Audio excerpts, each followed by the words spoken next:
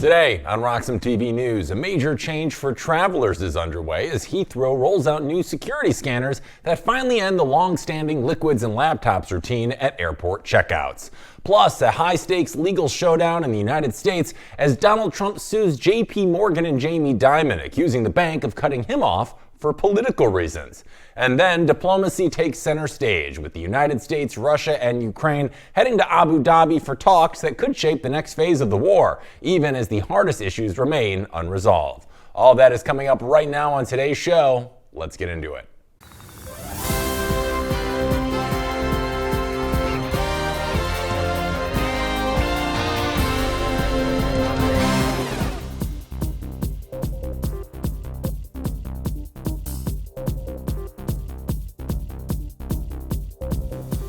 Good morning and happy Friday as we wrap up the week here at RoxomTV News. I'm your host, Hank Hudson. Let's get started with our top story this morning as Russia and Ukraine are preparing for their most consequential round of peace talks in months as U.S. brokered negotiations move to Abu Dhabi, far from the battlefield but deeply shaped by it. The talks follow a late-night meeting in Moscow between Russian President Vladimir Putin and American envoys Steve Witkoff and Jared Kushner. A 4-hour session at the Kremlin is being described as substantive, constructive, and very frank. But Moscow also made clear that a lasting settlement remains impossible without agreement on one central issue. That issue is territory. From Washington's perspective, there's a growing sense this moment could matter. Speaking at the World Economic Forum in Davos, Witkoff said months of negotiations have narrowed the dispute to what he called one issue and suggested a deal could be within reach if both sides were serious. President Donald Trump echoed that optimism, warning Russian and Ukrainian leaders would be stupid to miss the opportunity for peace. Let's listen in. How was the meeting with President Zelensky? The meeting was good. Look, we have a ways to go. They're meeting with President Putin today, as you know. The meeting was good with President Zelensky. We'll see how it turns out. A lot of people being killed. President, what's going to be the message to President Putin? What do you want President Putin The war has to end. Do you have a deal? NATO Secretary General Mark Rutte backed the U.S. push, saying he has no doubts about Trump's commitment to Ukrainian sovereignty, even as some European leaders remain cautious about how much pressure Washington may apply. According to both Russian and Western officials, the unresolved issue centers on eastern Ukraine. Kremlin aide Yuri Ushakov has said there is no hope of a long-term settlement without an agreement based on what Moscow calls the Anchorage Understandings, discussed during last year's Trump-Putin summit in Alaska. Now, under that framework, Russia would secure control over all of eastern Donetsk, while fighting would be frozen along current front lines in parts of southern Ukraine. Now, the Ukraine has rejected those terms outright so far, and President Vladimir Zelensky says withdrawing from heavily fortified territory defended for years would be unacceptable both militarily and politically. Speaking in Davos, Zelensky urged Europe to do more, not only to confront Russia, but also to resist pressure coming from the United States. Let's hear what Zelensky had to say.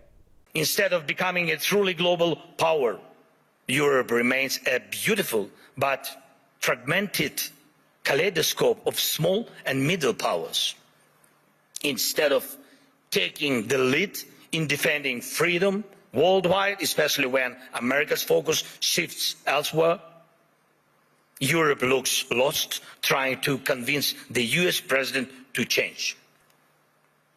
But he will not change. After his meeting with President Trump, Zelensky said security guarantees for Ukraine were largely finalized and that a framework for post-war reconstruction was close. But he stressed that the vital issue of territory remains unresolved, arguing that conceding land would reward aggression and undermine long-term stability. Now, the upcoming talks in Abu Dhabi will bring together delegations from Russia, Ukraine, and the United States for the first formal trilateral security discussions of this phase of diplomacy. The Kremlin says its delegation will consist entirely of military officials, underscoring Moscow's focus on battlefield realities. Now, at the same time, the war has not slowed. Russian strikes continue to damage Ukraine's energy infrastructure, leaving hundreds of thousands without heat during freezing conditions. Kiev has responded with strikes on Russian energy facilities, escalating pressure as civilians bear the cost. Kiev Mayor Vitaly Klitschko has urged residents to prepare for prolonged disruptions, highlighting the humanitarian urgency surrounding the talks. And Zelensky has also pressed Europe, accusing EU leaders of discussing Ukraine's future while failing to act decisively in the present. Now, from Moscow's perspective, the talks offer a chance to lock in territorial gains while maintaining military momentum. Ushakov says Russia remains sincerely interested in diplomacy, but that its military operation will continue until objectives are met. U.S. and Ukrainian officials say progress has been made on a broader 20-point peace plan, though core disagreements remain. As negotiators head to Abu Dhabi, expectations are cautious. Washington is presenting the talks as a narrowing path toward peace, but both sides remain entrenched on land and long-term security guarantees. The coming days will test whether diplomacy can finally bridge the dispute at this heart of this war, or whether negotiations once again stall along the same territorial fault line. Now, at the center of the stalemate is Donetsk. This is both a region both sides see as non-negotiable. Russia is demanding Ukraine withdraw from roughly 20% of the Donetsk, and that Russian forces have not captured militarily yet. Ukraine says that is not an option, and Zelensky argues there is no justification for surrendering land still defended by Ukrainian troops after years of heavy losses. Much of the territory includes fortified cities that act as a defensive barrier against further Russian advances. Ukrainian officials warn losing full control would expose flatter terrain and allow Russia to regroup. And Western analysts say surrendering Donetsk could give Moscow a platform for future offenses even after a ceasefire. Now, the region also carries economic and symbolic weight, having been a major industrial hub before the war. For Putin, the Donetsk is central to his narrative of historical lands and protecting ethnic Russians. Now, backing away would undercut years of messaging at home. Proposed compromises, including demilitarized zones or special economic areas, have failed to gain traction. Ukraine also faces constitutional limits here, as territorial changes would require a referendum Zelensky says he cannot initiate. And the result is a deadlock neither side is ready to break. Now, as talks approach, Ukraine's energy system remains under severe strain. Russian strikes are increasingly targeting the infrastructure that carries power from nuclear plants. And Ukraine now relies on nuclear power for up to 80% of its electricity after much of its thermal and hydro capacity was destroyed. 3 nuclear plants remain operational, while Europe's largest facility is occupied and offline. Analysts say centralized substations have become critical targets, with just 10 carrying more than half of nuclear-generated power. Repeated strikes have caused rolling blackouts, and experts warn sustained pressure could overwhelm repair crews and trigger a nationwide outage. The risk is not only economic, though. Substations near reactors sit close enough that a direct hit could threaten cooling systems, raising safety concerns. And with winter demand rising, energy officials say the battle over substations could reshape both civilian resilience and Ukraine's negotiating leverage. And European allies are increasingly treating Russia's shadow fleet as a front line in the conflict here. These tankers help Moscow evade oil sanctions and keep revenue flowing. On January 22nd, the French Navy intercepted a suspected shadow fleet tanker, the Grinch, in the western Mediterranean.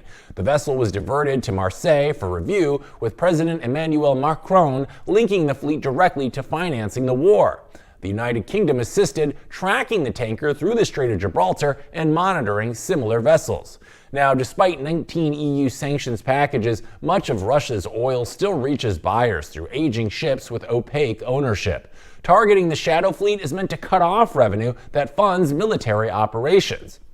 Western leaders frame these actions as economic pressure that now runs alongside the battlefield itself. Now, I want to give you my beat on this situation really quick, because when U.S. officials say these talks are down to one issue, it sounds reassuring, right?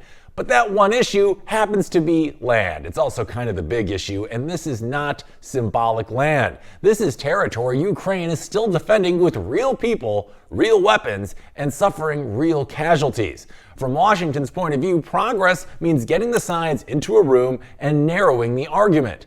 From Russia's point of view, progress means locking in gains it hasn't fully secured on the battlefield front. And from Ukraine's point of view, progress that involves giving up territory isn't exactly progress at all. It's surrender dressed up as diplomacy. And that's why this moment really matters. If a deal actually comes together, it won't be because everyone suddenly agreed. It'll be because someone accepted a loss they've spent years saying was unacceptable. And so far, no one looks eager to do that.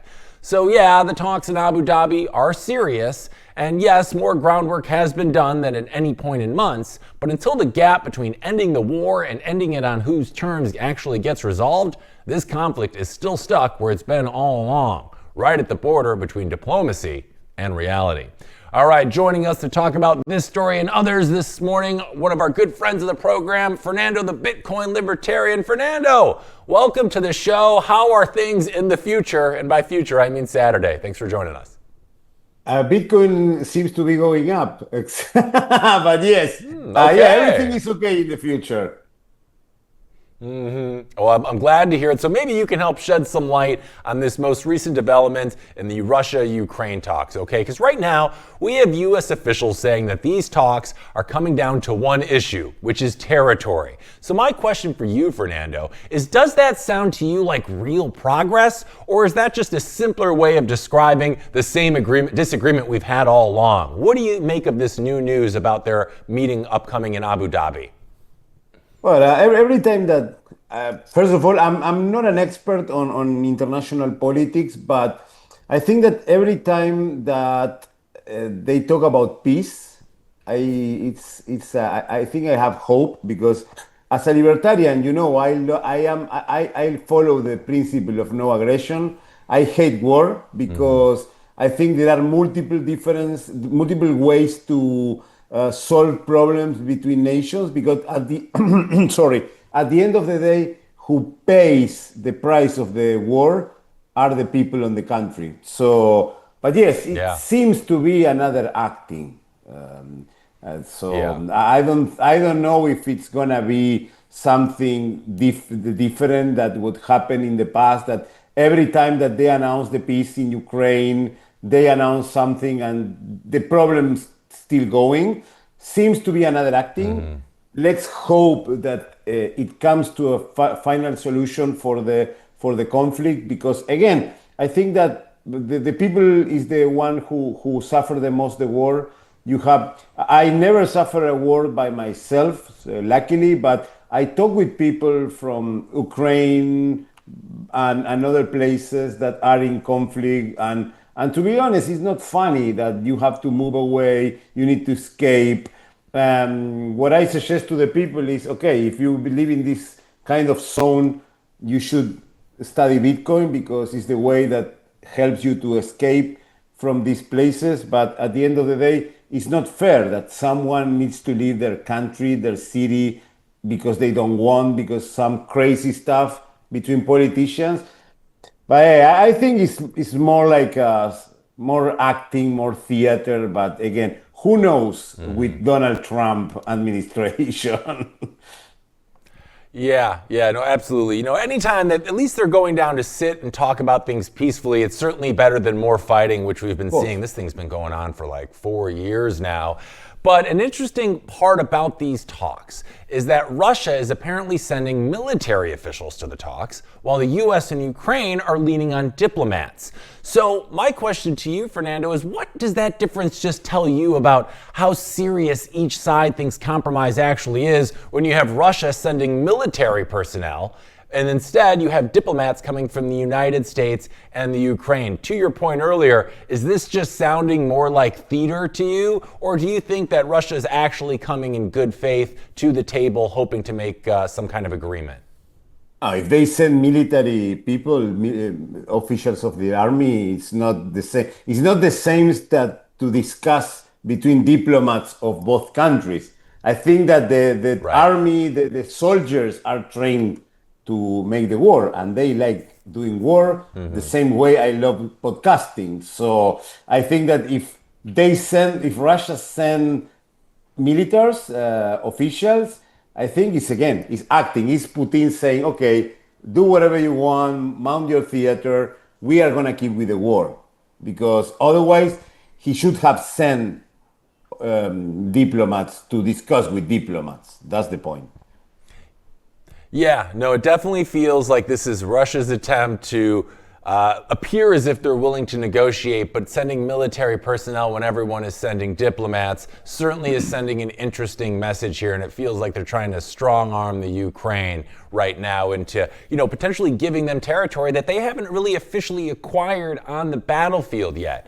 And, it kind of like begs the question here too, like, right now the main issue we're having is land, right? Why is the land still such a red line or a line in the sand for both sides? Why is territory so much harder to negotiate than everything else we're seeing here? Is that because ultimately if territory exchanges hands, if Russia doesn't get territory and Ukraine were to give up their territory, is that essentially one side having to admit defeat? I think so. Yeah, it's one side admitting the defeat. I don't know if the territory has some way of being like some, like say, oil or any minerals or whatever that are good for Russia. But at the end of the day, I think it's when you fight with your friends on the school and probably you want to have something that your friend has and just for winning. I think that this is the situation with Ukraine, because I think that the conflict is around some part of land that doesn't have anything. Let's say it's not like Trump willing to take Greenland, because Greenland has a lot of things for the rare earth and a lot of minerals that the United States need for AI and military equipment. Here, I think that it's just a piece of land that none of them wants to give up, because if they give up, they say, okay, this is the other one. I think it's stupid. Any war is stupid, but especially for these things. And again, the people is the only one who pay the price, because the militaries, the officials, they don't care. They are in their office, like giving orders. The diplomats, okay, if they fail with the negotiation, they're gonna say, okay, we did our best. But at the end of the day, the ones who lose are the people, the children, people who live in war. I think that is around. I don't know if the war started before or after the pandemic. I think it was before. Just like it's gonna be 6 years.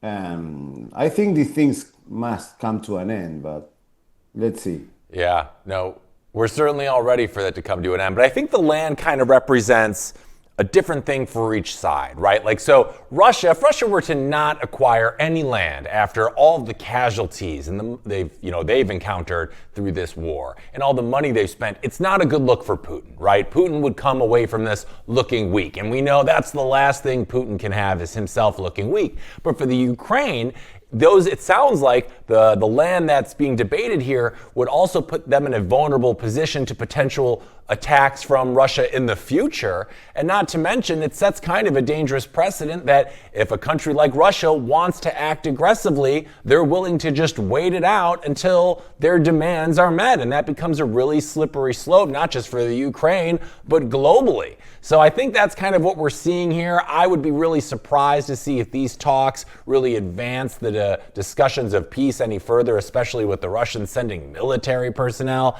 But I am hopeful. Donald Trump, love him or hate him, he can surprise you. And maybe this is one of those instances that he surprises us. So we'll see. We're all hoping for peace here, and we'll, of course, keep our audience abreast on this story as we get more info. All right, we're going to move on to our next one here, Fernando. As in Venezuela's oil sector, control over crude exports is quietly turning into high-stakes geopolitical fight. Washington's growing oversight of Venezuelan oil shipments is setting up a potential financial confrontation with China. You see, for years, Venezuelan crude exports played a key role in repaying loans backed by Beijing. Those barrels are now being rerouted under United States supervision. Analysts say that shift could complicate future debt restructuring and deepen tensions between Washington and Beijing over who ultimately gets paid. Venezuelan's debt picture is famously opaque. Researchers estimate Chinese state lenders committed more than $100 billion to the country between 2000 and 2018. Roughly $10 to $15 billion of that debt is still believed to be outstanding. Now, after Venezuela defaulted back in 2017, many of those loans were repaid through oil shipments instead of cash. Proceeds were often routed through China-linked accounts tied directly to energy exports. Now, under the new U.S. framework, revenue from Venezuelan oil sales is expected to be placed in an account controlled by Washington. That account is likely to be based in Qatar. Now, this structure would limit China's ability to directly collect repayments, and U.S. officials have signaled little interest in passing funds on to Chinese creditors. That raises some questions about whether the remaining debt will continue to be serviced at all. And China also maintains operational exposure in Venezuela. Joint ventures like Sinovenza currently produce around 110,000 barrels of oil per day. And how those assets will be treated under U.S. oversight remains relatively unclear. Bondholders are also pursuing claims against Citgo, Venezuela's U.S.-based refining arm. And as a result, control over oil revenue is becoming central to a broader legal and geopolitical battle over the priority of payments.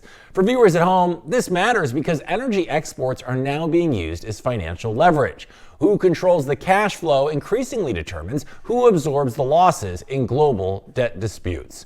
All right, we're bringing Fernando back. Fernando, for years, Venezuela was paying back Chinese loans with oil shipments. Now that the U.S. is overseeing those exports, how big of a shift is this in practical terms? Because it sounds like the United States will be in control of a lot of this money and isn't particularly interested in repaying Chinese creditors. What do you make of all this at first glance? First of all, I am not surprised on that. I am not surprised that the United States is gonna do this.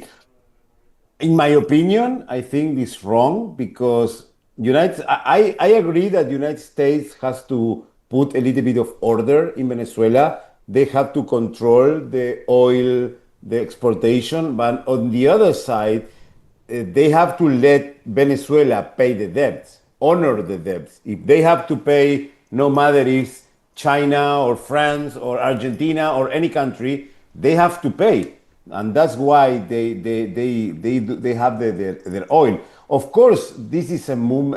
This is a way from United States to. I don't know if they are interested in not paying to China because China, I think, with all the commercial surplus that is having and all the gold that is having. Probably a couple of $billions for China is just pocket money. But I think that what they want to stop is to get China paid in oil.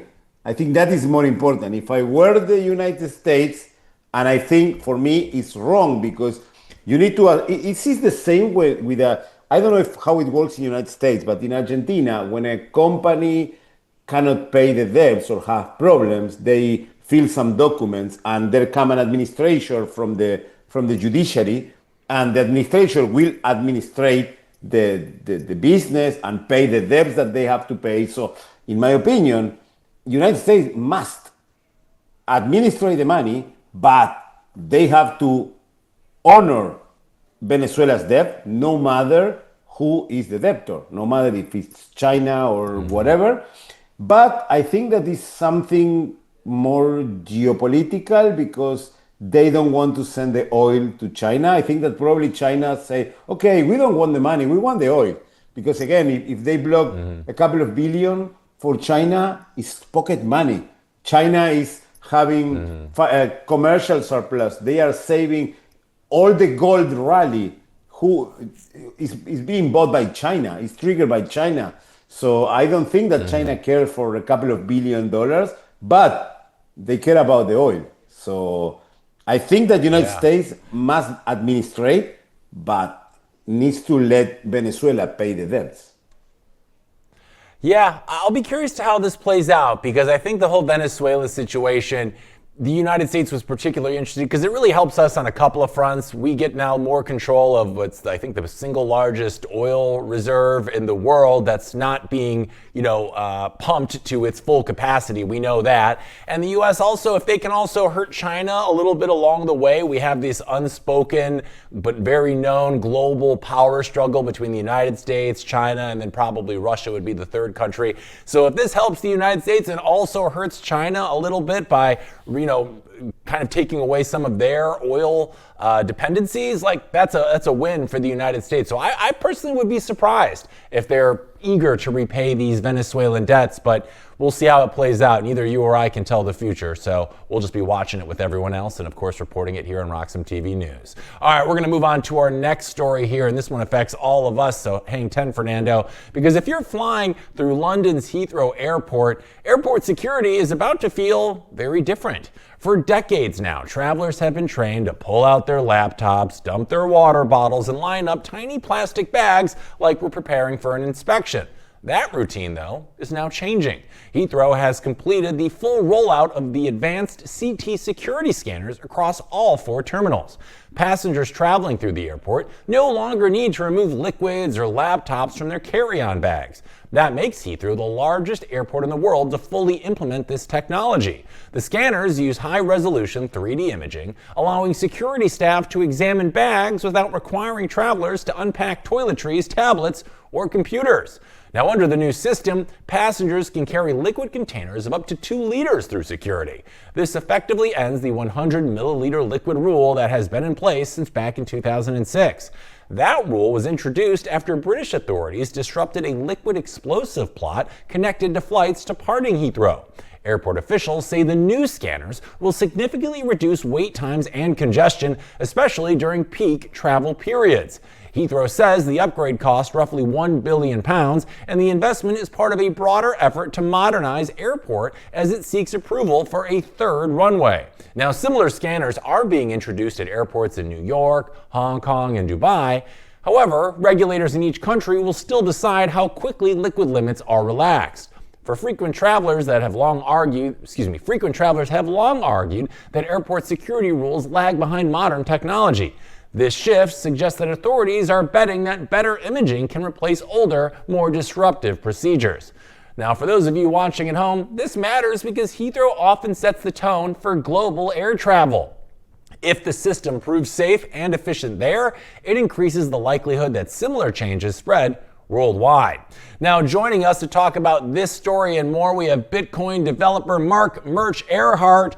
Mark, welcome to the show. Thanks so much for joining Fernando and I. How are you? Happy Friday. Yeah, thank you for having me. I'm, for one, looking forward to being able to take a full-size toothpaste on my flights. I know, right? This is really eliminating one of the major first world problems we all experience. And after hearing about this, we've seen this rule for nearly 20 years now. Does it feel overdue to you, Mark, or does it make you wonder, why did this take so long? What are your initial thoughts on this story? Honestly, airport security has been over the top and silly for a long time. Just as a traveler, obviously, I don't have a lot of experience with airport security or technology, therefore. But we've been taking off our shoes for almost 20 years because someone had a failed explosive in their shoe once. And similarly, the liquid limit was probably totally over the top. So I'm looking forward to this a lot. It's high time.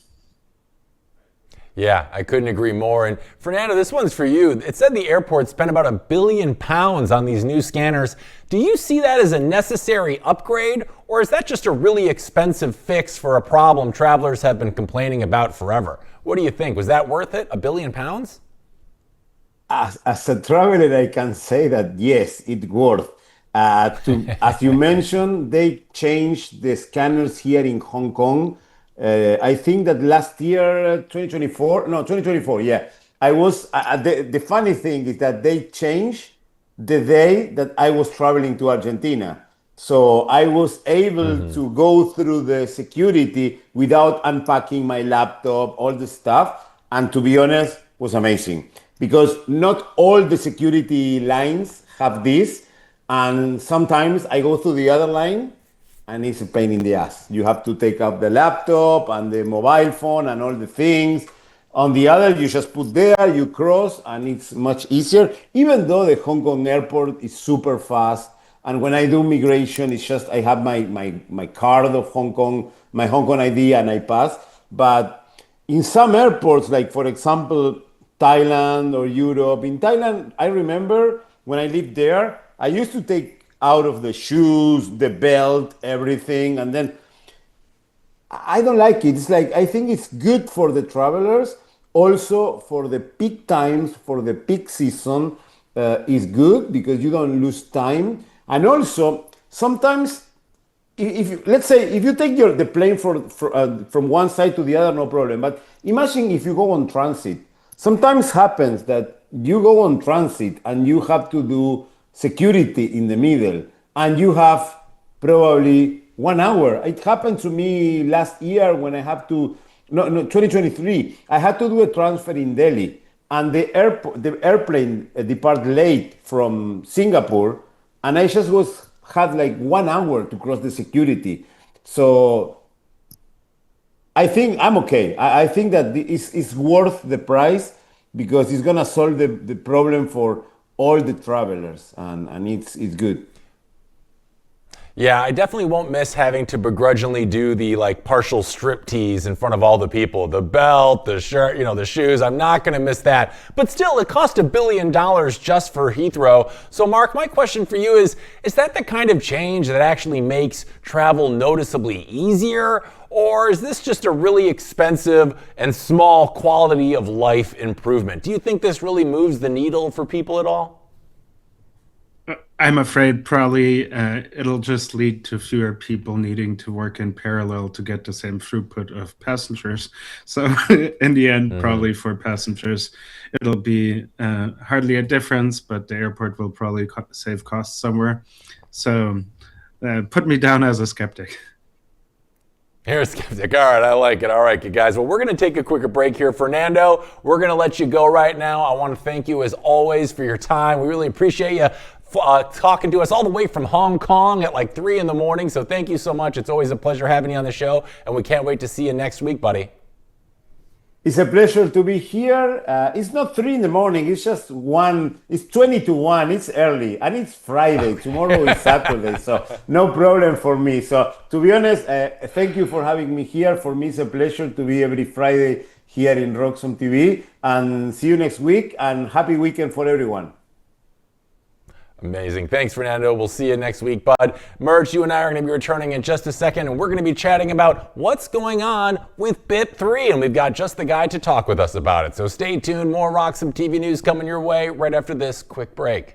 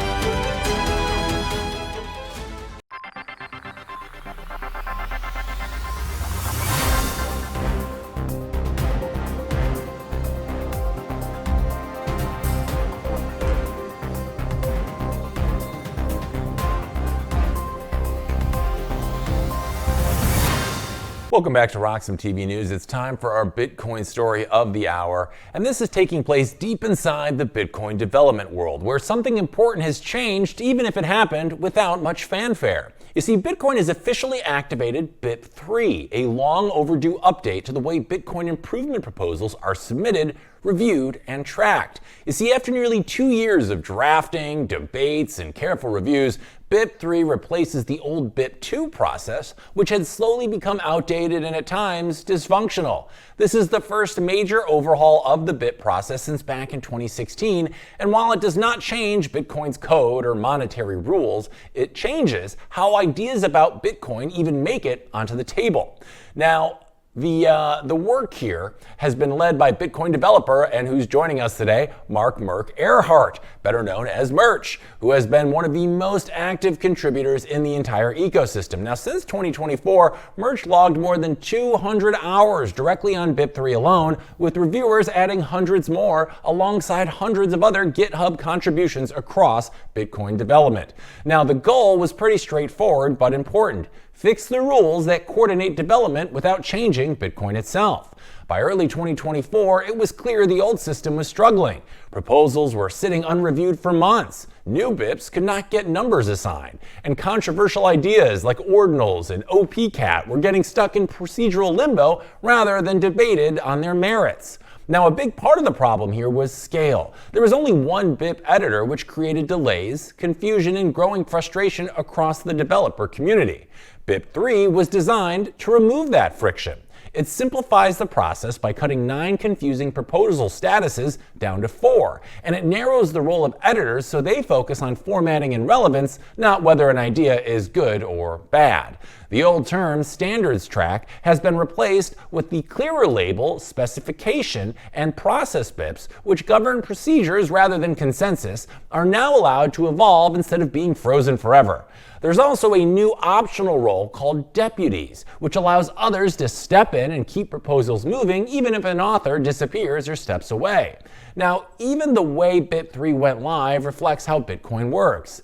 There was no vote, no announcement, and no authority declaring it finished. You see, over time, developers simply started behaving as if BIP3 was already the standard. By January of 2026, that reality was formalized. BIP2 was closed, and BIP3 became official. For viewers at home, you got to understand that this matters because Bitcoin's strength comes from coordination without central control. And when the process works, development stays decentralized, debates stay open, and Bitcoin keeps evolving without anyone being in charge. We're bringing Merch back. Merch! For people watching at home who may never have heard of a BIP before, what was actually broken about the old BIP2 process that made a change like this totally necessary? So in the old process, BIP2 prescribed that process BIPs, especially when they were active, could not be amended, which meant that if we wanted to change anything about the process, we would have needed an entirely new process, which just seemed a little over the top. So one of the small but significant changes in BIP3 is that if we want to amend the process, we can just amend the process. Similarly, how we would deploy a new process, but we only make a small change to the old process rather than writing a whole BIP, which, as we saw, took about 20 months.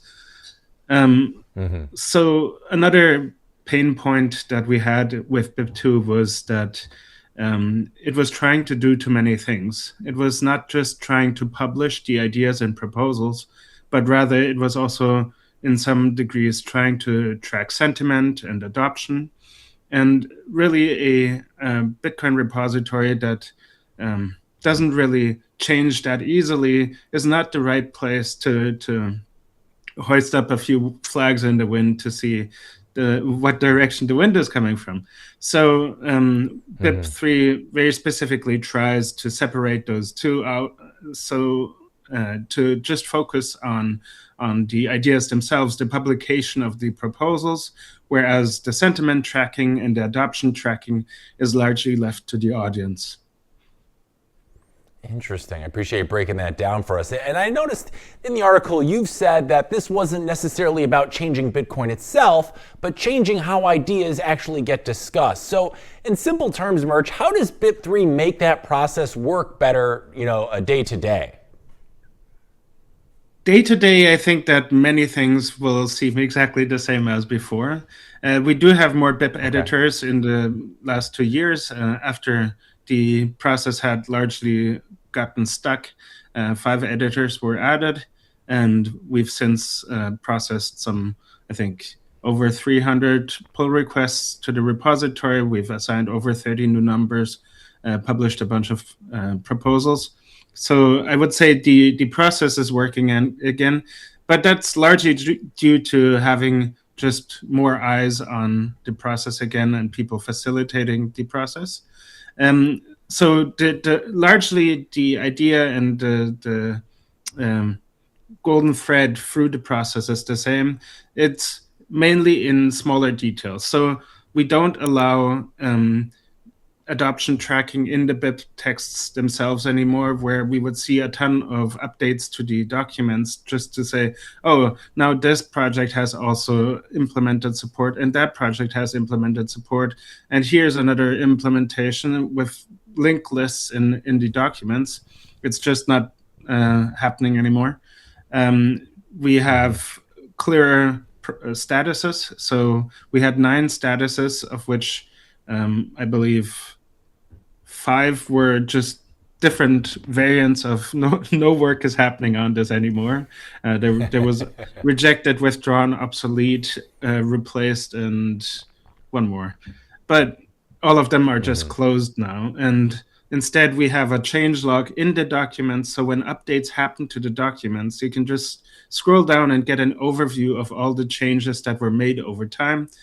We have a version number in the preamble where we use something inspired by semantic versioning with major, minor, and patch version. So if you bump your proposal, if you make an update to your proposal to depending on what you change, if you make a breaking change, you would increment the major version.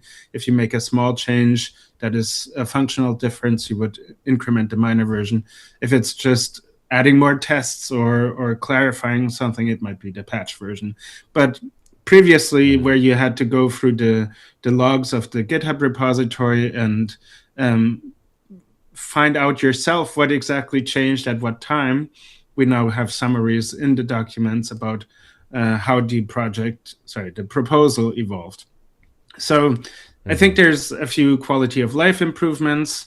There was a bit of friction with the standards track type of BIPs because there was a vague notion that might only apply to soft forks or protocol changes, things that have to be adopted by everyone, but it was never really clearly defined.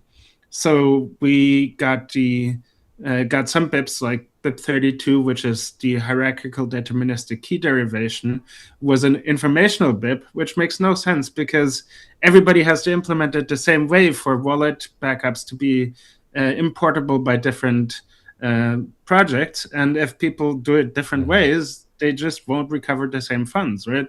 So with the introduction of the specification type and clarifying that a specification BIP is any BIP that can be implemented and that has specific enough rules that you can be in compliance with it, as in meet all of the requirements of the BIP.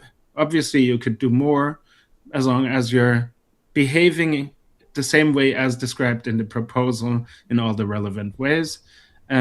Those are specification BIPs now, and that will enable us to go through all of the about 190 existing BIPs, and some of the informational BIPs will be updated to specification BIPs now, because really they describe some form of interchangeable process between different projects that should be standardized and the same for each that implements it.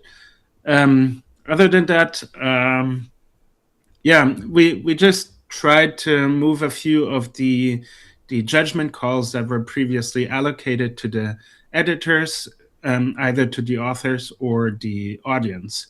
Really, the editors are mostly there now to facilitate the process, to ensure that all of the topics that need to be covered in the proposal have been properly covered, and then to move forward the publication when the author feels that they are ready for that. And previously it was just a little unclear who gets to decide at what point whether something is ready to be published. And we've tried to some degree to take out those decisions and either make the audience decide, is this a good proposal or not, and make the authors decide, I would like this to be published now as soon as it fulfills the editorial criteria and is ready to be published. Yeah. So it sounds like you kind of figured out a way to streamline the process a little bit, because you mentioned friction. And so my understanding was that one of the big issues before was that you had these proposals that were getting stuck for sometimes months even or longer. So my question for you is, like, what was causing that logjam, and how does BIP3 actually remove it in the most simple terms for my very simple brain? I would love to hear your breakdown of that. Well, I think most of the friction was just due to having too little editor capacity. The prior editors had gotten busy with other aspects of their life and just weren't allocating as much time into the process as they had previously. That had just caused a bunch of proposals to pile up. I think with the addition of the 5 new editors, there was just a new zest for going through all of the existing proposals and working through them. Then on the other hand, often we see that these proposals are huge undertakings and people have varying motivation to continue work. They have other obligations. So sometimes they'll put out their first draft and then get review, but then it might take a few months until the authors of the proposals return to the project and update. So, and there's a mixed reasoning here. Sometimes it's stuck on editors, sometimes it's stuck on the authors, sometimes it's unclear whether things are on topic. So there's a bit of one of the things that I tried but was unable to satisfactorily conclude was, what exactly is the scope of the BIPs process? There are some people that describe Bitcoin as the technology that facilitates the Bitcoin currency. So they would like proposals to be limited to anything that benefits the Bitcoin currency.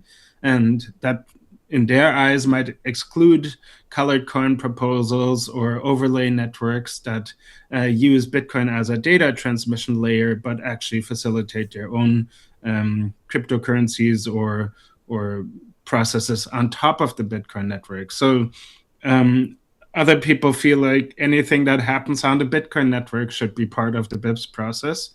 And over the process of writing BIP3, I think I came up with somewhere around 5 definitions proposing what could be the scope. And in the end, I had to keep it fairly vague. And I believe there's now a sentence like, Bitcoin is the technology that facilitates the Bitcoin currency, and that's on topic in there. But of course, you can't really take all the judgment calls out of a process like that.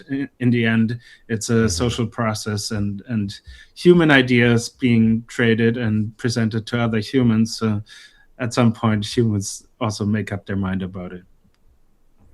Yeah, and you mentioned these judgment calls. It's my understanding that BIP3 limits editors to checking formatting and relevance, not judging whether an idea is necessarily good or bad. So my question for you, Murch, is why was that distinction so important to preserve Bitcoin's decentralized nature? What was the thought process behind that?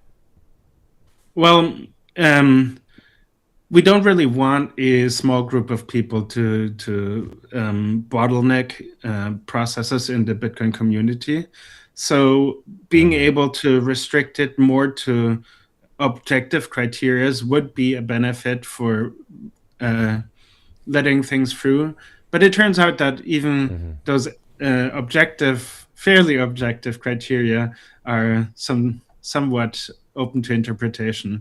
So, for example, there had been a proposal recently where it's just not obvious that this applies to more than one project. And one of the criteria we have for the BIPs process is it is for proposals that are relevant to multiple projects, and therefore something a single implementation doesn't dare project doesn't necessarily become relevant for the entire ecosystem, right?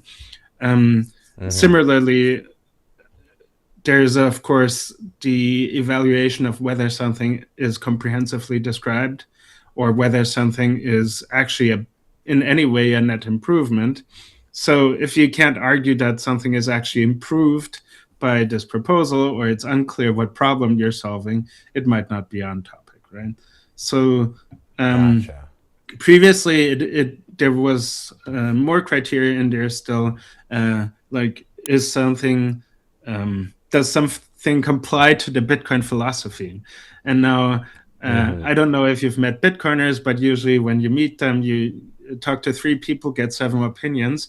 And I have yet to see a comprehensive and broadly agreed upon definition of what exactly the Bitcoin philosophy is, right? So having a criteria like that in a process basically gives editors an arbitrary leeway to have strong opinions on things.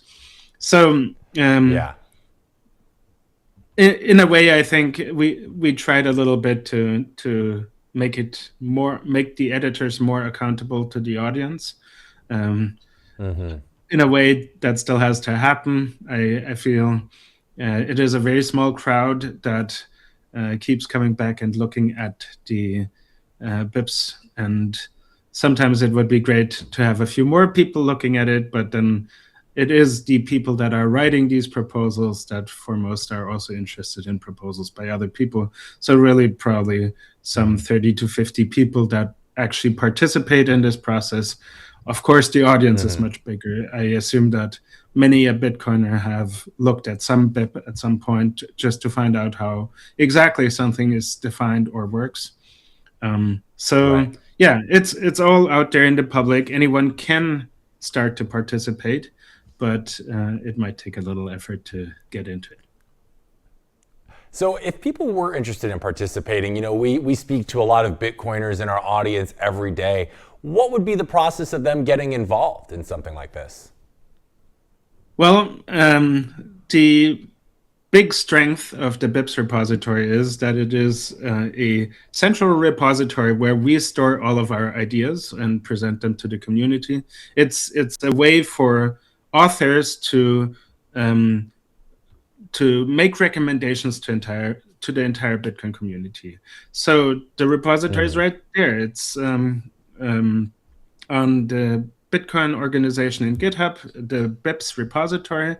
All of the I think it's 190 proposals now are readable right there. There's also a couple nifty links that people can use to quickly pull up BIPs. There's bips.xyz, which basically just re-renders the markdown and media wiki files that the proposals are written in on a website. So if you don't want to search through GitHub, you can just call up bips.xyz. So one of the ways you can help is just reading them, looking at them. There's, I think, some 30-ish or more open pull requests right now where people are trying to make changes or propose new things. These are generally proposed to the mailing list before. So if you're interested in Bitcoin protocol development, getting onto the Bitcoin developer mailing list and following along with the topics that you're interested in, because probably if you're anything like me, you can't read everything that goes to the mailing list. There's just too many conversations going on. But yeah, people have different interests and different expertise. So if you know about BIPs that are close to your interests or expertise, reading them and providing feedback and improving them helps the BIP authors make better proposals. This sort of naturally happens also later in the process when people start implementing proposals, because once you actually try to go from the specification to software, you usually notice where the hitches are and where maybe something is a little underspecified. So usually there's another little amount of improvements to proposals after they're completed and when they're basically going from completed to being active on the network, the deployed status, right? Yeah, especially if you're implementing things, please leave feedback where proposals are incomplete, or if you're interested before then, chime in, read the proposals, leave your thoughts. Yeah, no, I appreciate you breaking that down for us. It does sound like there's a lot to unpack there. So I'm sure, though, we've probably got at least a couple of viewers in our audience whose interest has been piqued by what you've been telling us. So if they wanted to get more info, maybe on you, what you're actually doing with BIP3, is there a place I can send them, an X account, maybe a GitHub account, something else that'd be the best place for them to reach you and see what you're up to? Right. So I'm somewhat active on Twitter under @merchandamus. That is merch, as in what you can see at the bottom of the screen here, and then ANDAMUS. I am pretty active on the BIPs repository, obviously. I look at it probably daily. And on the mailing list and delving and other venues where Bitcoin developers and those interested in protocol development converse. I also have an email address, which you can find on my website, which you should have no trouble finding if you really want to. Amazing. Well, Mert, I want to thank you so much for joining us today. It was really enlightening to get your insight and expertise in this. You're doing God's work out there, and hopefully we're going to send a couple more soldiers your way, and you guys can keep doing the greater good for the Bitcoin community. We certainly appreciate everything you're doing, and we really appreciate you spending some time with us today. So thank you so much for joining us, and we hope to see you again real soon, my friend. Yeah, thank you for having me, Hank. Thank you, Merch. Enjoy the rest of your Friday and have a great weekend, my sir. All right, we'll see you Thanks. next time. And we're going to be taking thank you. We're going to take a break here at RoxomTV News. But when we're back, we're going to be diving into the second hour of today's show. We're going to be joined by my co-host, Walker America, the most patriotic man in Bitcoin, to talk shop. So stay tuned. More RoxomTV News coming your way right after this. Some call me Chicken Little. Others, Bubble Boy. I'm a bit changed, but sounds familiar, right? Let me tell you a hard truth. The S&P isn't rising. The dollar's falling. That's the trick. Monopoly money. It's ice melting by the second. Your savings, your salary, your time. Worth less every second. Everyone's using the wrong measuring stick. Switch the denominator. Price the S&P into Bitcoin. Hard, fixed, unprintable. Suddenly your unstoppable index, it's collapsing. And while you cling to dollars, well, Wall Street already switched. Before, you needed 2 brokers. Still getting my ninja bonus though, right? Fuck. Plenty of spreadsheets. And my quant! I hate this part. I was right, and I'll be right again. If I were you, I'd thank me. You know my name's Dave, right?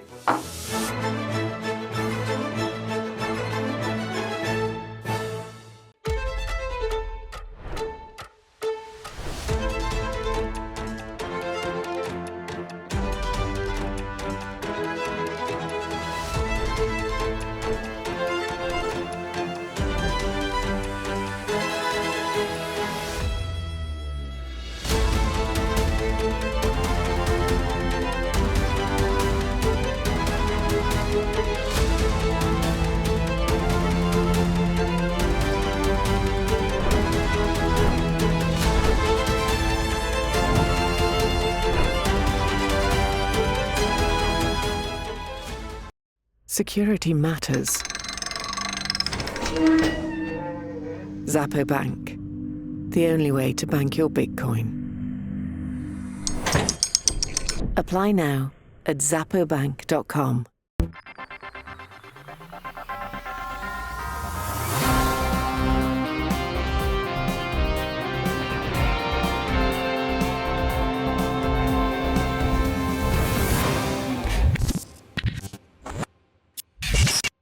Welcome back to RoxomTV News. Before we dive into the second hour of today's show, here's a brief recap of the top stories from the first hour. We began with the U.S., Russia, and Ukraine heading to Abu Dhabi for talks that Washington is calling a possible breakthrough, even as the war's core dispute over territory, especially in eastern Ukraine, remains firmly unresolved amid continuing fighting and energy disruptions. We then looked at Venezuela, where growing U.S. control over the country's oil exports is setting up a potential debt clash with China, as crude shipments once used to repay Beijing-backed loans are now being rerouted under American oversight. And in travel news, as Heathrow rolled out new CT security scanners that end the liquids and laptops rules, a billion-pound upgrade that could reshape airport security worldwide if it proves effective. Now, joining me for the second hour of today's show, we have my co-host Walker America. Walker, happy Friday. How are you, my friend? Always great to see you. Likewise, Hank, happy Friday to you. Always doing better once we're hopping in here on the stream together. Excited for the stories we're going to round out this hour with. As am I, my friend, and we got a lot to talk about. We're going to be focusing on the new TikTok US deal. Trump is suing JP Morgan, and Kansas is introducing a Bitcoin reserve bill. So we've got a lot to talk about, but first, the latest in the unrest in Iran, and I believe, Walker, you're going to lead us on this one, right? Absolutely. Let's do it. All right. Starting off the hour here, President Donald Trump said a U.S. armada was heading toward the Middle East as tensions with Iran escalated, raising fears of potential military confrontation, even as Washington insists it is seeking to deter further unrest.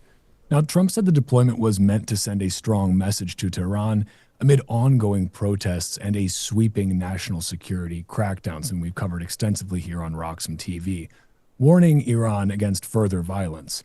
Officials said the buildup involves naval and air assets positioned to protect American interests and allies in the region, following reports of mass arrests and deadly force used against demonstrators. While Trump has softened some of his earlier rhetoric, his comments underscored a strategy that combines diplomatic pressure with visible military signaling, the carrot and the stick, so to speak. Now, this show of force comes as the United Nations Human Rights Council prepares to hold an emergency session on Iran's handling of the protests. More than 50 countries backed the move, citing credible reports of widespread killings, detentions, and abuses. The council is expected to extend an existing investigation and launch a new probe into recent violence. Human rights groups and former UN officials say the scale of the alleged abuses could form the basis for future international accountability efforts. Iranian authorities, however, reject the accusations, shocker there, portraying the unrest as foreign-backed, quote, terrorism, and accusing Western governments of interference. Hank, I want to bring you back on for this.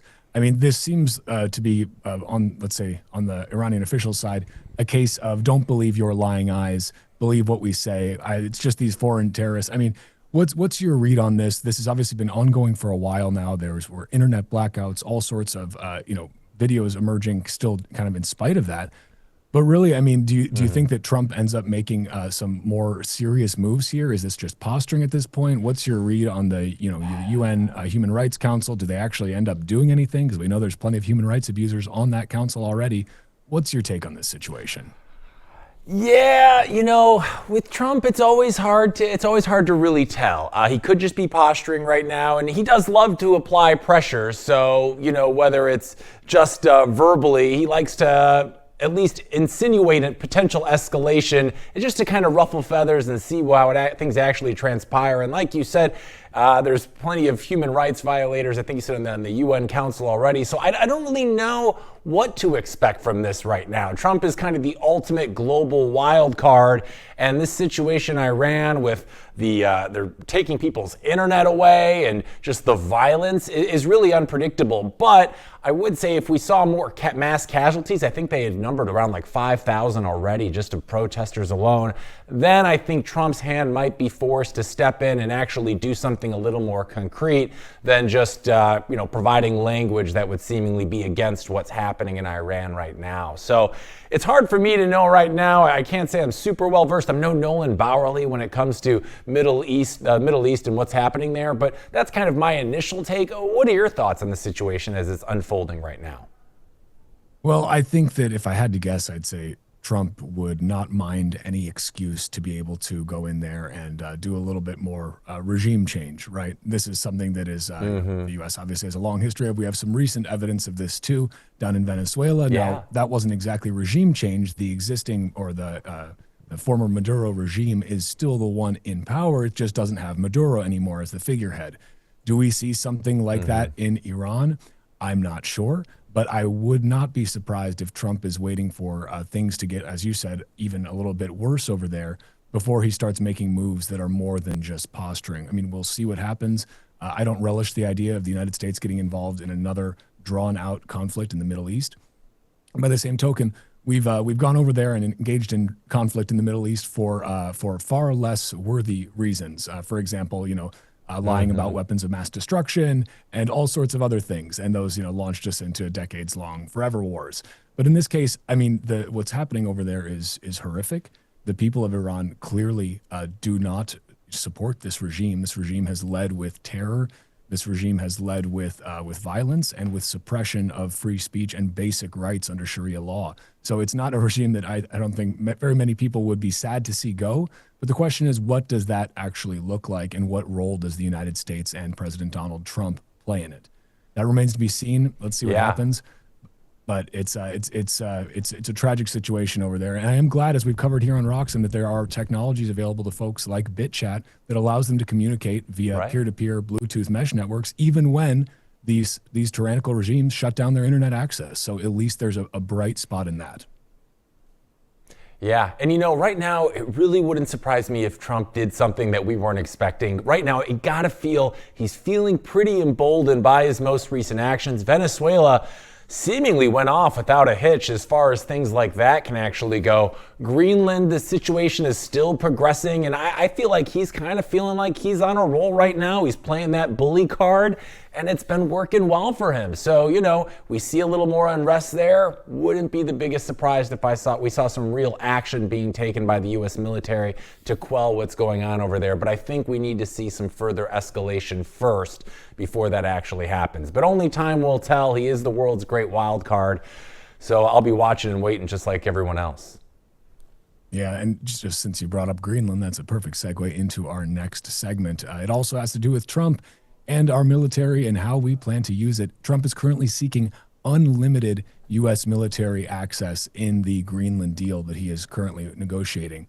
So President Donald Trump has said that he has secured, quote, total and permanent U.S. access to Greenland under a new framework agreement with NATO, claiming the deal gives Washington broad freedom to expand its military presence on the strategically vital Arctic island.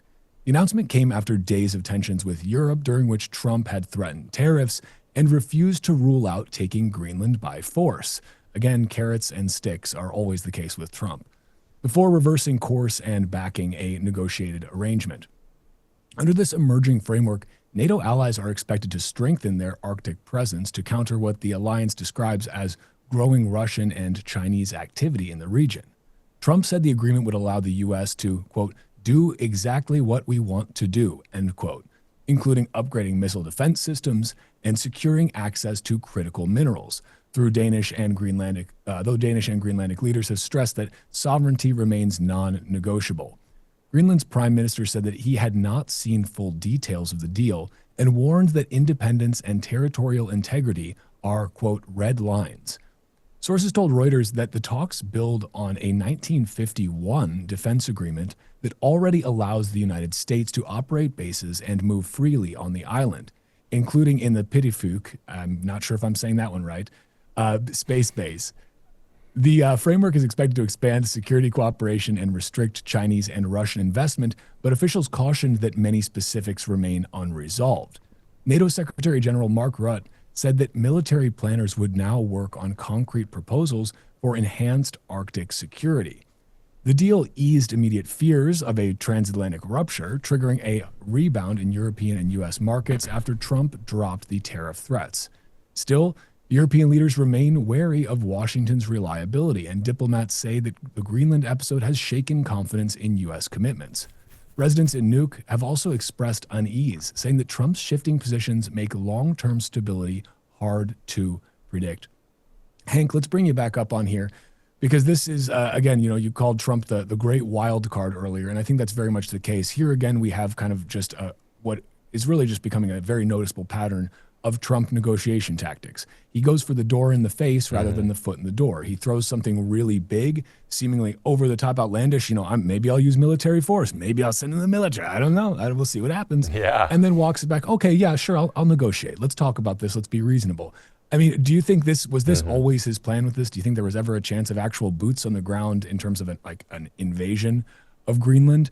Or was this just all Trump's blustering and now he's ultimately getting what he wants in the end?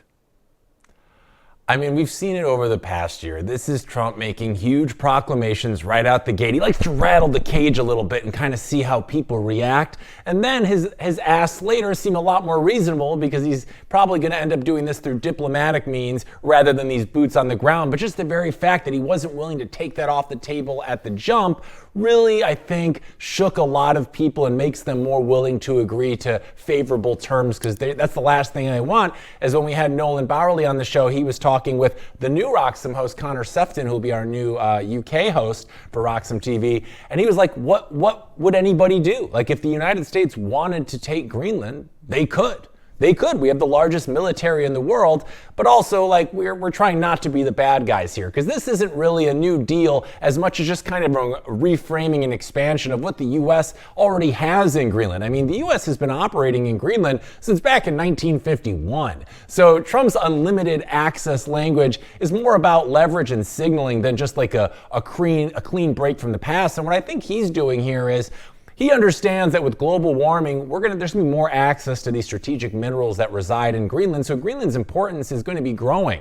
And, with Chinese and Russian, subs and whatnot kind of circling in the Arctic now, it is important to have increased, presence in that place. So, I don't think this is really about U.S. expansion. This is really just about Trump kind of locking in influence in this geopolitical chessboard that is Greenland before Russia or China can. So that's kind of how I'm seeing this play out. But I didn't at any point think there was going to be a boots on the ground situation. That would be a really uncomfortable thing to deal with as we see the deterioration of NATO before our eyes. And I just don't think we're quite ready for that big of a step. That's kind of my initial beat. What are you feeling about this situation, Walker?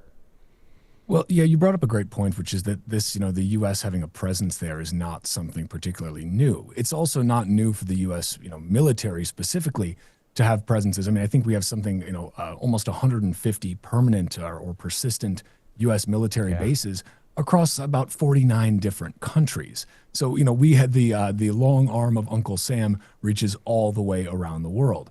And if you look, geographically, this is something that's kind of a no-brainer, obviously. You look at Greenland and you look at the, missile trajectories and the different flight paths and everything, and how that lines up with Russia, and all this starts to make a lot of sense in terms of why Trump would want some increased presence there, let's say, beyond what there already is. But I think at the end of the day, this is also just going back to this larger narrative of these tensions between, I won't even say necessarily the U.S. and the EU. It seems to be more specifically with Trump and the EU, right? I think he is really somehow just incredibly offensive to the European sensibilities. Let's say not all of them. I know a lot of Europeans who very much like Trump and have for a very long time. But in terms of their elected leaders and bureaucrats over there, I think that he really is just to them. I mean, they must just view him as sort of this emblematic, American, loud, bombastic, kind of over the top. Willing to do crazy things, so aggressive and willing to just, blow everything up if it doesn't go his way. And so it's very antithetical to how they kind of do things, and it's more reserved and more deferential to authority and all of these things. He kind of throws a wrench into all of that. And I think Trump is ultimately just a bit of a chaos agent. That's how he gets a lot of stuff done, is because, or sometimes doesn't, but oftentimes does, to his credit. Credit where credit is due. He's able to get a lot of interesting things done. Not always good, not always bad, just interesting, let's say, because he comes in with such a wrecking ball. And really, there's never been a politician like Trump, right? There's never been a world leader like Trump. He is a very enigmatic, singular person. And I think that, if there's one thing that you can expect with Trump, it's the unexpected. And we keep getting that proven over and over and over again. So let's see what happens. ultimately, I have to wonder how much of this is, it's always the debate with Trump. Is this some sort of 4D chess, or is this just Trump, a bull in a china shop running around kicking shit over and seeing what happens? I never can tell. Maybe it's a little bit of both. The truth is probably somewhere in the middle.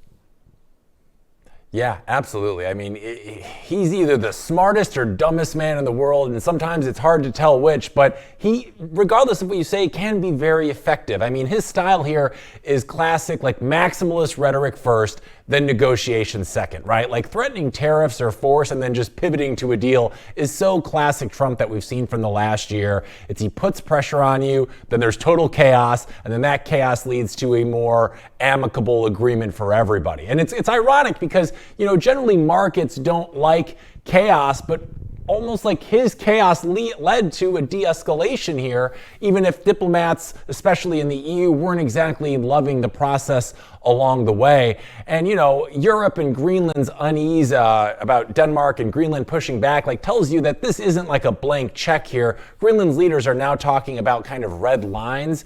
So, this is really about independence optics, not necessarily kicking the United States out of Greenland or anything. So it's interesting. His chaos, though, I actually think while it shook kind of confidence and predictability in the United States, it does seem like it is providing us with a more stable outcome now. So there is a method to this man's madness. I will be curious to see how this ultimately plays out, but I'm glad to hear that boots on the ground is no longer an option. But again, to about in his speech at Davos, right? As you mentioned, he's so different than especially what European powers are used to, or really kind of any democratic nations. He literally said sometimes you need a dictator, and Trump really operates. But when I think he says dictator, I think he means more like the CEO of a business, right? It's less bureaucracy and more of we're just going to do this and we're going to get things done. This is a business decision. It might ruffle feathers, but whatever, I'm in charge. And it is a big departure from what we've seen from world leaders, especially within the United States as of late. So he ruffles feathers, but hey man, at the end, if it makes hay, it makes hay. So we'll see how this plays out. Yeah, it is. It's, if there's one thing I can say about Trump, he keeps things interesting. I don't love everything the guy does. I don't hate everything the guy does. I think so much, this is the other thing, politics, especially in the US and this Coca-Cola, Pepsi-Cola duopoly democracy we have, has become so charged to the point where anything any politician on the other team does, the opposing side, whether it's red or blue, however, they automatically reject it. It must be bad because the other person did it. These knee-jerk reactions, I think, are just so counterproductive because they can't possibly, the red team can't possibly give the blue team a win and vice versa, right? They can't allow that to happen in this duopoly because that would be admitting the other side did something good. And so this is what I think is just so tiresome for especially the average American like you and I. We're looking at this stuff and it's like, I'm fully of the opinion that you should, when a politician does something that is good and you like, you should say that's good and I like it. And when they do something bad, you should say that's bad and I don't like it and that was dumb. You should be able to do that regardless of whether they're on your team. I don't have a team, in this fight. I'm on Team Orange. I'm on Team Bitcoin. The Orange Party is my party. But most folks are still kind of trapped in that duopoly, sadly. Yeah, and that's just kind of speaks to modern day politics, something that really seemed to switch in the 90s with Newt Gingrich. It used to be about what is the best bipartisan solution that ultimately will lead the country in the best direction going forward. But now it's about the totality of the win on one side or the other rather than necessarily what's best. And you're right. It's sad that you might not like Trump and you might really hate some of the things he is doing, but you should be able to separate. Maybe he is doing some good things in other arenas. And like you said, now it's just, nope, if that side's doing it, it's all bad. My side's doing all good. And that's just not the reality of life. We live in shades of gray. So for any side to think that their side is incapable of doing wrong and the other side is incapable of doing right isn't helping us progress anywhere in this country. But that's where we are right now. I hope for change. I take Nolan's his optimism, and I remain optimistic for the future that maybe this will get sorted out, but we'll see. I don't know. We got another Trump story underway. You ready to get into it? Let's do it. Let's go. All right. Well, this story lands us in Florida, where a courtroom fight is now forming between a former president or a former current president and America's largest bank. Donald Trump has filed a $5 billion lawsuit against JP Morgan Chase and its CEO, Jamie Dimon. The lawsuit alleges that the bank unlawfully closed Trump's personal and business accounts for political reasons. Now, according to the complaint, Trump says JP Morgan violated its own internal policies by singling him out and acting in line with what he described as a broader political tide. Trump claims the bank shut down accounts tied to him and his hospitality businesses. He also alleges JP Morgan effectively blacklisted him by warning other financial institutions against doing business with him and his family. The lawsuit argues that this caused reputational harm and forced Trump to rapidly move funds elsewhere. JP Morgan strongly rejects those claims, and the bank says it does not close accounts based on political or religious views. It argues that the lawsuit has no merit and that the account closures are sometimes necessary when relationships pose legal, regulatory, or risk compliance. Now, JP Morgan says those decisions are guided by supervisory expectations, not politics. And the case arrives amid broader scrutiny of major U.S. banks, particularly from conservative lawmakers and figures. They argue that lenders have restricted services to certain customers and industries. That list includes fossil fuel companies, cryptocurrency firms, and firearms manufacturers. A recent report from the Office of the Comptroller of the Currency found that large banks restricted services to some sectors between 2020 and 2023. Those restrictions were often tied to environmental, legal, or reputational concerns.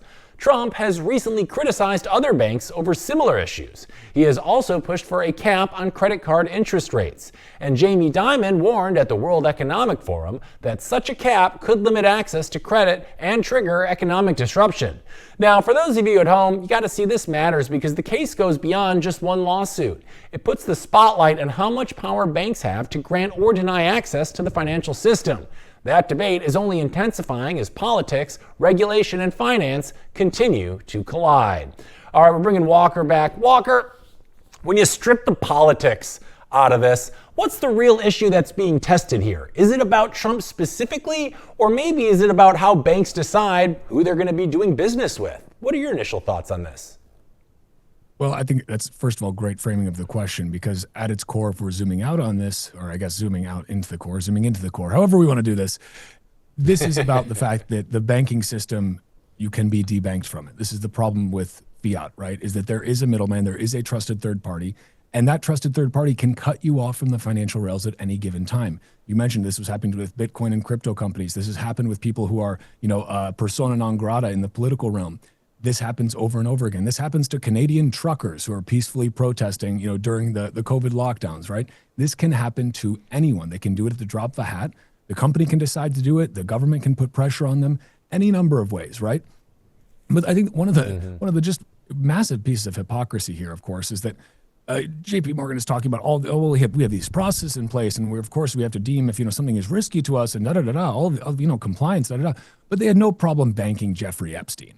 They had no problem banking a very obvious, blackmailer, sex abuser, and sex trafficker, right? They had no problem doing that for years and years and years, watching all of that money flow in and flow out. They had no problem with any of that. That apparently didn't trip any compliance flags. Jeffrey Epstein was never debanked, but Donald Trump and his family have been. So whatever you think of Trump, you just have to look at the hypocrisy of all of this, which is that you're going to debank the president of the United States, but you're not going to debank a guy that's running a global sex trafficking and blackmail operation on behalf of domestic and foreign secret service agencies. Like, give me a freaking break. It's just so on the face. That's the thing. They expect you. They act like you are just stupid, right? They act like, we'll just tell them it's for this, it's for compliance and all this stuff. Come on. Like, you have to be, really, like, none of us were born yesterday. I mean, a few of us maybe were, but in this case, it's just so obvious. It's like, okay, JP Morgan didn't debank Jeffrey Epstein. JP Morgan did debank Donald Trump. So, you can say, well, it wasn't about politics, it wasn't about this, wasn't about that. But apparently it kind of was. Because what else are you going to say there? Yeah. What other reasons for this are there to debank? At this time, I think when he was debanked, I believe he was still, the former president who was in between terms, was during the Biden admin. Was there pressure put on JP Morgan Chase from the Biden administration? Were there some backroom conversations that had saying, you know what, maybe you should make life a little difficult for Donald. Let's do what we can, right, to kick him while he's down. Yeah. And this is the reality that if you can be debanked, if you can be cut off from the financial system, which all of us can be, you are basically at the mercy of the state. If the state controls your money, the state controls you. That is the fundamental thing that people need to understand. You do not, if you want to exercise all of the other freedoms that are constitutionally enshrined, again, the government doesn't give you freedoms, but they can try to protect them. Mostly they just take freedoms away. But if you want to exercise those other freedoms, the first thing you need to be able to have is the freedom to transact, the freedom to use money. That's one of the reasons Bitcoin is so incredibly powerful, not just because it's an incredible store of value, but it's a censorship-resistant, unconfiscatable medium of exchange, and no one can debank you from Bitcoin. That is powerful. Nobody can debank the president. Nobody can debank you or me from Bitcoin. There is no bank. We are our own banks. So sorry for ranting a little bit here, but I just find this whole thing so absurd, Hank. And again, the Epstein analogy, it makes it all just truly almost parody, right? This just seems like it must be satire, but sadly, it's the real world. Yeah, no, sadly it is the real world. But I gotta say, I'm happy that we're in this new age where finally we have systems and new technology in place where we can actually hold banks accountable. Because they were just doing whatever they want, taking people's money, giving them pennies back for holding it. But now we have things, and you see how banks react to these things too, like the new stablecoin laws. You see the banks don't want it because it allows people in other places to put their money and actually generate yield from their money, which would take a lot of cash out of the coffers of the banks that they're, lending out to everybody else to make their money. So it's nice to see some systems that put accountability on the banks when they've remained unchecked for so long. But I want to talk about how this affects maybe everyday customers out there, Walker. Like, for those people out there, what's the biggest takeaway you're seeing here? Is this just a rare, high-profile fight between Donald Trump and the banking system? Or is it maybe a reminder that access to banking isn't guaranteed like we've kind of always thought? I think it's very much the latter. I think that the key takeaway for the average person here is that if they can debank the president of the United States, they can debank you. If they can cut the president of the United States off, if they can deplatform him from social media, which they also did, they can deplatform you. Just because you're, I'm okay, I'm just a law-abiding citizen, I'm not doing it. Doesn't matter. It doesn't matter. Laws change, and you can very easily become a criminal in the eyes of a state that is ultimately criminal. And so what I think people need to take away, again, I'll repeat it one more time. If they can debank the president of the United States, they can debank you. If they can deplatform the president of the United States, they can deplatform you. You need to protect yourself, even if you think you don't need it now. You may need it in the future, and it's better to have it and not need it than to need it and not have it. And that goes for Bitcoin, unconfiscatable, uncensorable, undebankable money, and that goes for open protocols like Nostr, open communication protocols that you cannot be deplatformed off of. You need to be able to use money, and you need to be able to speak freely. And the only way you have a guarantee of either of those is if you use open source freedom technologies. And that's really what people need to remember. One more time, if they can debank and deplatform the president, they can debank and deplatform you. Yeah, I mean, this certainly feels kind of like it could be a bit of a canary in the coal mine moment. Like you said, if the president can be debanked, we are all susceptible to having the same happen to us. So like you said, that's why these decentralized systems like Bitcoin are becoming so very important in today's world, so that things like that can't happen, because as we've learned, these type of things very much can happen to literally anybody. So it's we're glad, we're spreading the orange gospel out there, because that's where it starts. And once people understand Bitcoin, they start understanding the importance of decentralization in the world. So glad we got to chat about that. Let's move on to our next story here, Walker, because after years of political pressure, TikTok's future in the United States is finally coming into focus. Now, the company has finalized a deal creating a new majority American-owned joint venture designed to avoid a nationwide ban. Now, the app is used by more than 200 million Americans, and under the agreement, ByteDance will transfer key U.S. operations to a new entity called TikTok USDS Joint Venture LLC. Now, the new venture will oversee U.S. user data, software, and recommendation algorithms. American and global investors will control 80.1% of the company. ByteDance will retain a 19.9% stake. Oracle, Silver Lake, and Abu Dhabi-based investment firm MGX will each hold about 15% and act as managing investors. TikTok says U.S. user data and algorithms will be stored on Oracle's cloud infrastructure with enhanced cybersecurity protections. President Donald Trump praised the agreement, calling the investors great American patriots. The White House confirmed that both U.S. and Chinese governments approved the deal, and this follows a 2024 law requiring ByteDance to divest its U.S. operations or face a ban.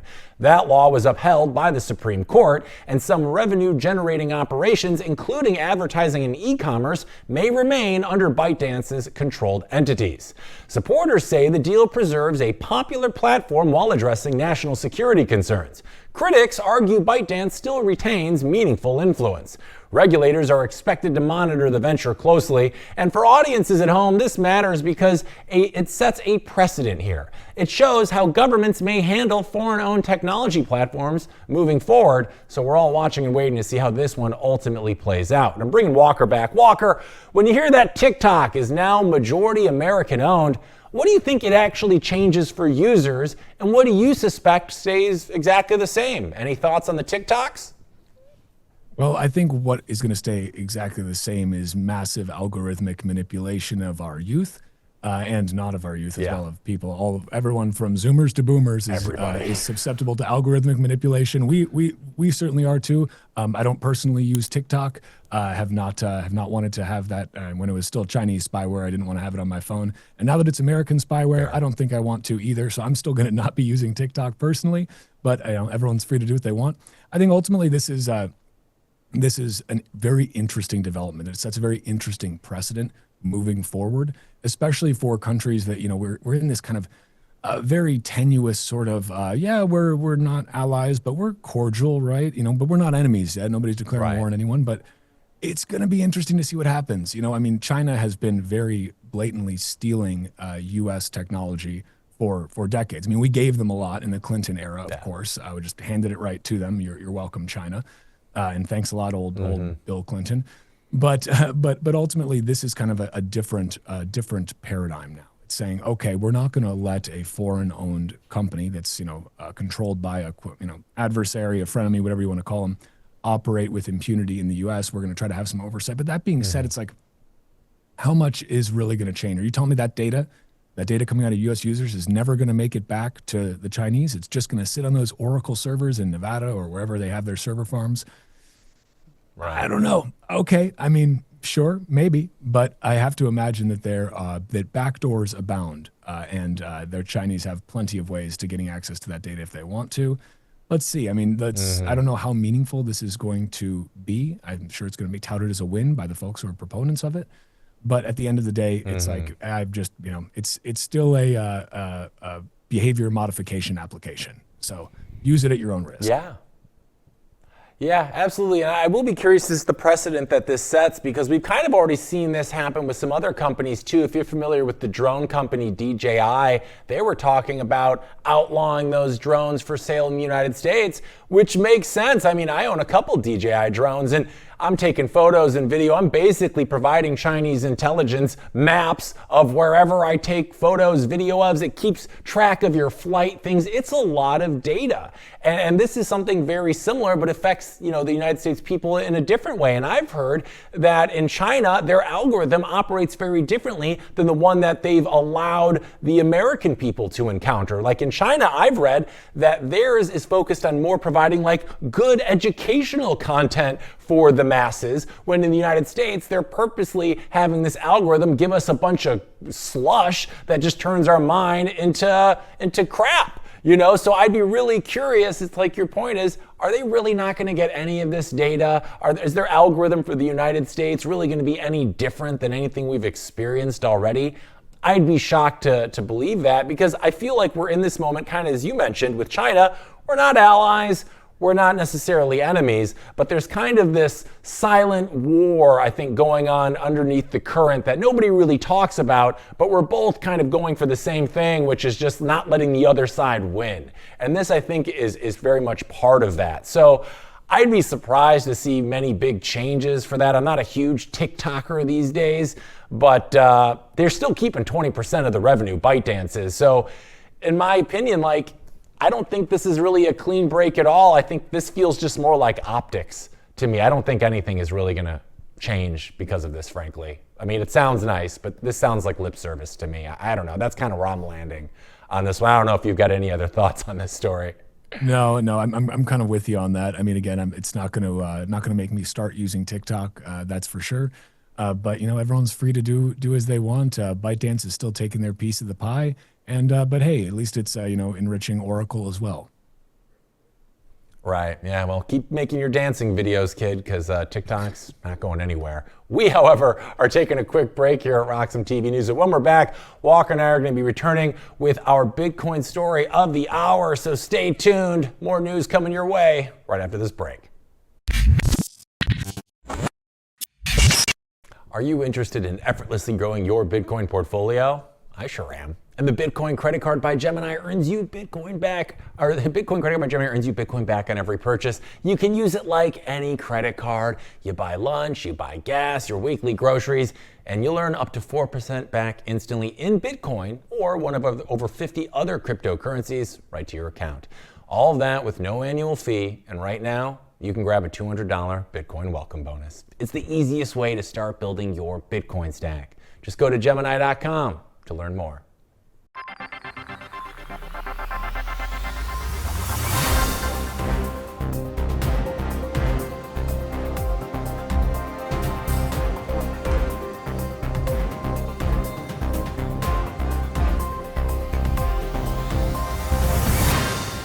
Welcome back to RoxomTV, everyone. I'm Walker America. The price of Bitcoin is back above 90,000 infinitely printable US dollars per coin, about to touch 91.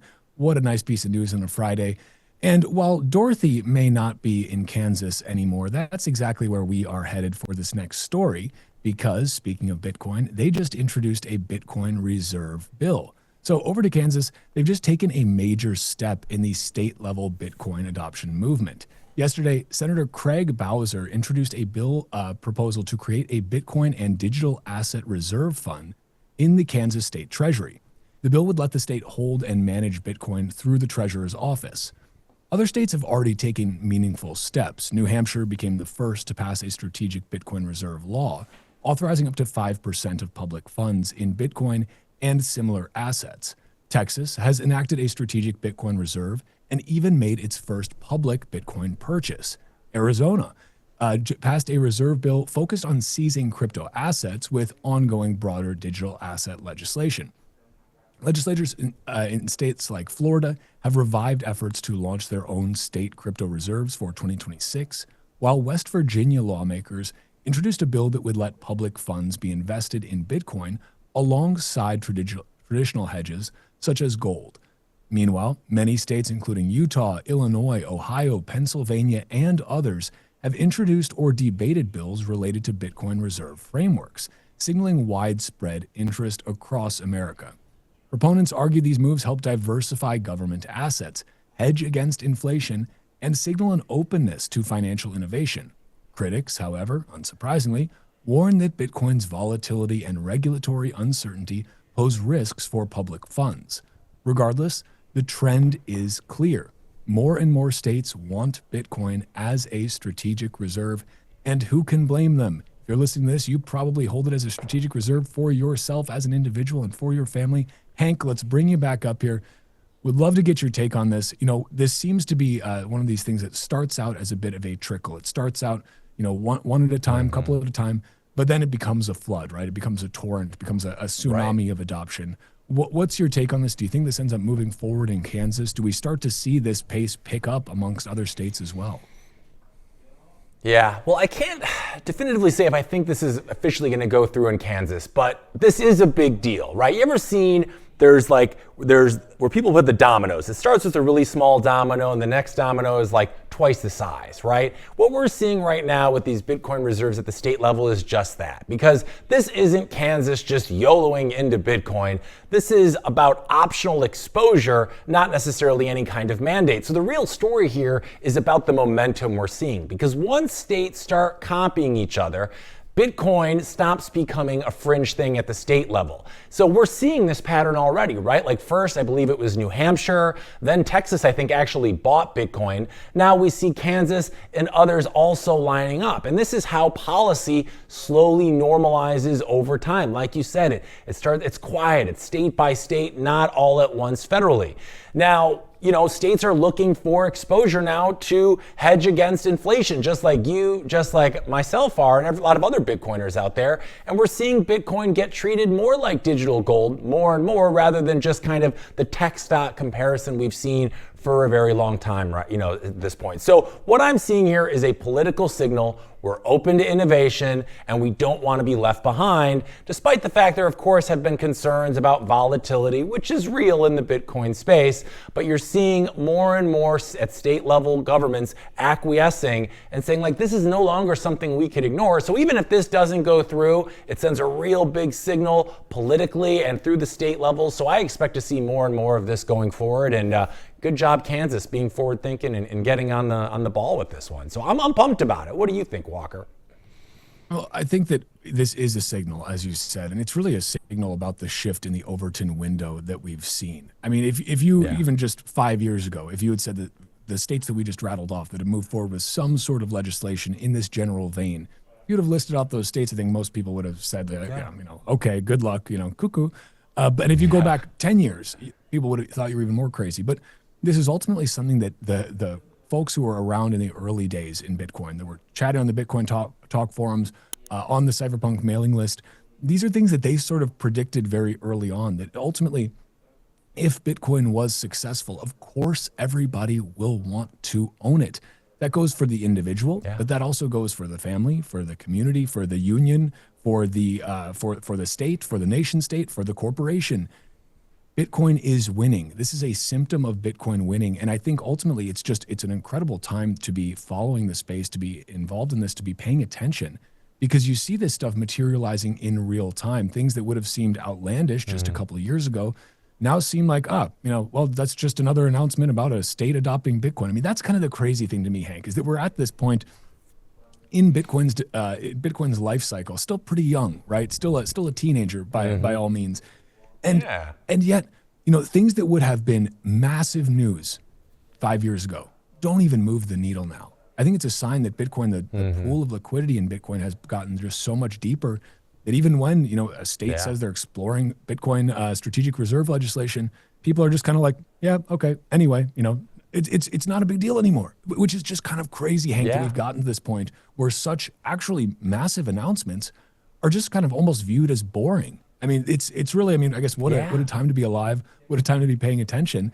But the fact that, this sort of thing doesn't move the needle at all in terms of sentiment, it's just, most people probably aren't paying attention to it at all. That's just kind of insane to me. I don't know about you. Yeah, it is insane. I mean, and you nailed it on the head. The word is boring, right? Like right now, what we're kind of seeing is Bitcoin becoming a little institutionally boring.